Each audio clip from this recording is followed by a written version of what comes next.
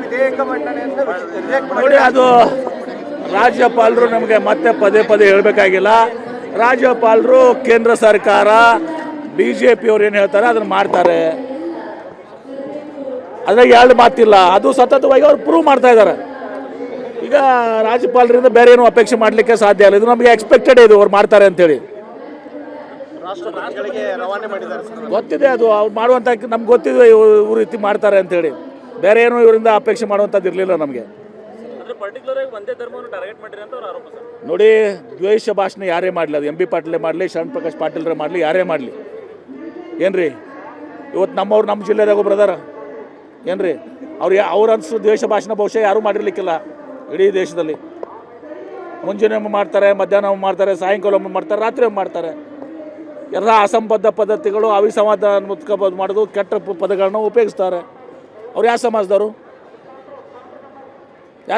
ಅವರು ಬಿಡಿಯೋದಲ್ಲ. ನಿಮ್ಗೆ ಗೊತ್ತಿದೆ ಯಾರು ತಪ್ಪಿಷ್ಟು ಇವ್ರಿಗೆ ಕುಂಬಳಕಾಯಿ ಕಳ್ಳಾರ ಹೆಗಲು ಮುಟ್ಟು ನೋಡ್ಕೊಂಡ್ರೆ ಇವ್ರು ಮಾಡೋ ಕೆಲಸ ಅದೇ ದ್ವೇಷ ಭಾಷಣ ಮಾಡೋದು. ಅದಕ್ಕೆ ಇವತ್ತು ಸಾಧನ ದ್ವೇಷ ಮಾಡ್ತಾರೆ, ದ್ವೇಷ ಭಾಷಣದ ಇದಕ್ಕೆ ಇವರು. ಅದಿರಲಿಗ ನಿನ್ನೆ ಕೇಂದ್ರ ಬಜೆಟ್ ಆಗಿದೆ. ಆ ಬಜೆಟ್ನಲ್ಲಿ ಏನು ಕೂಡ ರೈತರಿಗಾಗಲಿ, ಯುವಕರಿಗಾಗಲಿ, ಗ್ರಾಮೀಣ ಅಭಿವೃದ್ಧಿಗಾಗಿ ಏನು ಕೂಡ ಕೊಟ್ಟಿಲ್ಲ. ಅತ್ಯಂತ ಪ್ರಮುಖವಾಗಿ ನೀವು ವಿಜಯಪುರ ಜಿಲ್ಲಾ ಪತ್ರಕರ್ತರು ಸದಿರಿ, ಇವತ್ತು ಅನೇಕ ಹೈ ಸ್ಪೀಡ್ ರೈಲ್ ಕಾರಿಡಾರ್ಸನ್ನು ಮಾಡಿದ್ದಾರೆ. ಚೆನ್ನೈ ಬೆಂಗಳೂರು ನಮ್ಮದು ಸ್ವಲ್ಪ ಇದೆ ಅಲ್ಲ, ನಮಗೆ ಬೆನಿಫಿಟ್ ಆಗಂಗಿಲ್ಲ. ಬೆಂಗಳೂರು ಹೈದರಾಬಾದ್ ಅಲ್ಲಿನೂ ಕೂಡ ನಮ್ಮ ಸ್ವಲ್ಪ ಹಾಯ್ದು ಹೋಗ್ತದೆ. ಏನು ಆಂಧ್ರ ಪ್ರದೇಶಕ್ಕೆ ಅವ್ರಿಗೆ ಅದು ಉಪಯೋಗ ಆಗ್ಲಿಕ್ಕೆ ಮಾಡಿದ್ದು, ಆದರೂ ಕೂಡ ನಾವು ಸ್ವಾಗತ ಮಾಡ್ತೀವಿ. ಆದರೆ ಪ್ರಮುಖವಾಗಿ ಕೇವಲ ಕರ್ನಾಟಕ ಅಷ್ಟೇ ಅಲ್ಲ, ಮಹಾರಾಷ್ಟ್ರ ಇಡೀ ಭಾರತಕ್ಕೆ ಪ್ರಮುಖ ಕಾರಿಡಾರ್ ಏನಿದೆ ಅದು ಮುಂಬೈ ಪುಣೆ ಬೆಂಗಳೂರು. ಮುಂಬೈ ಪುಣೆ ಬೆಂಗಳೂರು ಕಾರಿಡಾರವನ್ನು, ಹೈ ಸ್ಪೀಡ್ ರೈಲ್ ಕಾರಿಡಾರ್ನ ಇವರು ತೆಗೆದುಕೊಂಡಿಲ್ಲ. ಪ್ರಹ್ಲಾದ್ ಜೋಶಿ ಮತ್ತು ಸೋಮಣ್ಣ ಅವರು ಯಾವ ಮುಖ ಹೊತ್ಕೊಂಡು ಇವತ್ತು 4 ಜನರ ಹತ್ರ ಬರ್ತಾರೆ. It's very very important corridor. ನೀವು ಅರ್ಥ ಮಾಡ್ಕೋಬೇಕು ನೀವು ದಯವಿಟ್ಟು. ನಾನು ಇನ್ನೇನು ಕೂಡ ಅದನ್ನೇ ಹೇಳಿದ್ದೀನಿ. ಬಾಂಬೆ ಪುಣೆ ಆಗಿದೆ ಈಗ. ಬಾಂಬೆ ಪುಣೆ ದೆನ್ ಬೆಂಗಳೂರು. ಅದರಲ್ಲಿ ಏನಾಗುತ್ತೆ, ಉತ್ತರ ಕರ್ನಾಟಕ, ಮಧ್ಯ ಕರ್ನಾಟಕ, ಮಹಾರಾಷ್ಟ್ರ, ವೆಸ್ಟರ್ನ್ ಮಹಾರಾಷ್ಟ್ರ ಎಲ್ಲ ಕೂಡ ಬರ್ತದೆ. ವೆರಿ ಭಾಳಷ್ಟು ಇಂಪಾರ್ಟೆಂಟ್ ಎಕನಾಮಿಕ್ ಕಾರಿಡಾರ್ ಇದು. ಈ ಎಲ್ಲ 7 ಕಾರಿಡಾರ್ನಲ್ಲಿ ಅದಕ್ಕಿಂತ ಹೆಚ್ಚಿನ ಮಹತ್ವದ ಇದು ಕಾರಿಡಾರ್ ಇದು. ಆ ಕಾರಿಡಾರ್ ಬಂದು ತೊಗೊಂಡಿಲ್ಲ. ಮತ್ತೆ ನಾವು ಹೇಳ್ತೀವಿ ಪ್ರಹ್ಲಾದ್ ಜೋಶಿ ಅವರು ಭಾರಿ ಪವರ್ಫುಲ್ ಮಂತ್ರಿ, ಪ್ರಧಾನಮಂತ್ರಿಗಳು ಭಾರಿ ಕ್ಲೋಸು ಅಂತೇಳಿ. ಈಗಾಗಲೂ ತಡ ಇಲ್ಲ.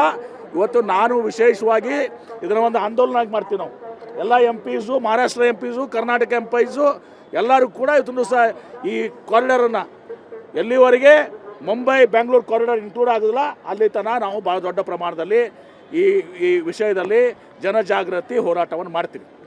ಪೂರಕ ಬಜೆಟಲ್ಲಿ ಆಗಬೇಕದು.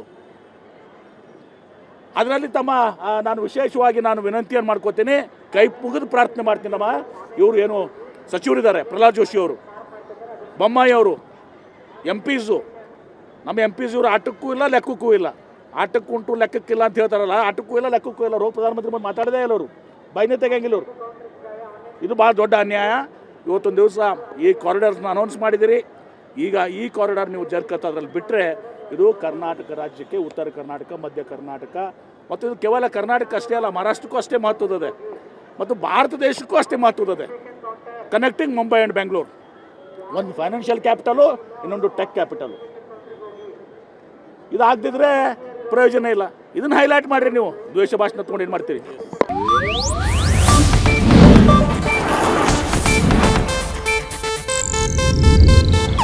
ಇದು ಏಷ್ಯಾನೆಟ್ ನ್ಯೂಸ್ ನೆಟ್ವರ್ಕ್ ಪ್ರಸ್ತುತಿ.